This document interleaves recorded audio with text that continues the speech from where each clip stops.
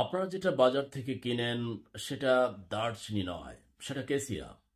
কেসিয়া সাধারণত চীন এবং ভিয়েতনাম থেকে আসে, আর দারচিনিটা শ্রীলঙ্কা এবং দক্ষিণ ভারত থেকে। এখন আমরা একটু বিস্তারিত জানার চেষ্টা করি কি হয়। হ্যাঁ, এটা বাচ্চার খেলনা।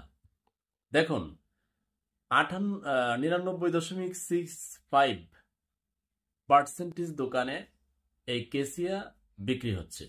এর অনেক কারণ আছে। কারণ সত্যিকারের সিলন দারচিনি, সেটার দামটা বর্তমান এই কেসিয়ার চাইতে 3 ডাবল হতে পারে, মেবি। তো আমরা একটু জানার চেষ্টা করি কেসিয়া এবং দারচিনির ব্যাপারটা। কেসিয়ার ঘটনাটা কি?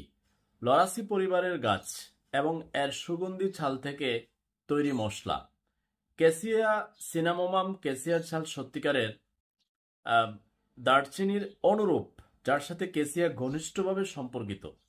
কেসিয়ার ছাল তীক্ষ্ণ, কম সূক্ষ্ম গন্ধ এবং দারুচিনির ছালের চেয়ে ঘন।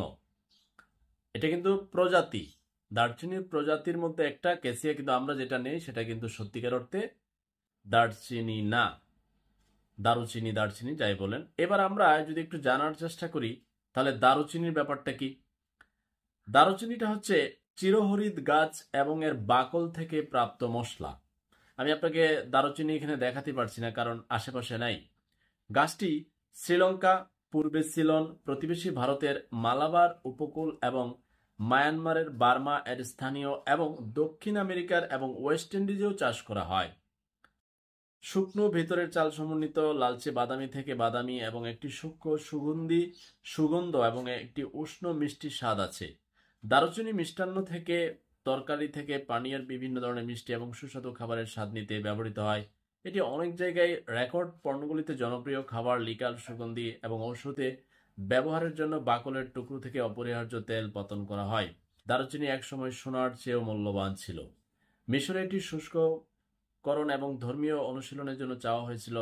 অনেক কিছু লেখা আছে, আপনি অনলাইনে সার্চ দিলে দেখবেন কেসিয়া এবং দারুচিনি। কিন্তু আপনি কনফার্ম থাকেন বাজারে সত্যিকার অর্থে দারুচিনি নেই। আমি আপনাকে দেখাবো, আমি এক জায়গায় বলে রেখেছি যে ওই যে 99.6.5 এর বাইরে যে কয়েকটা পার্সেন্টেজ আছে যে জায়গায় পাওয়া যায় বাংলাদেশে, আমি সেখান থেকে কালেকশন করব আমার নিজের ব্যবহারের জন্য। আমি তখন আপনাকে দেখাতে পারবো কেসিয়া আর সে ওই দারুচিনি একসাথে রেখে, তাহলে আপনি বুঝতে পারবেন যে আমরা বাজার থেকে যা নিচ্ছি তা নিচ্ছি কেসিয়া।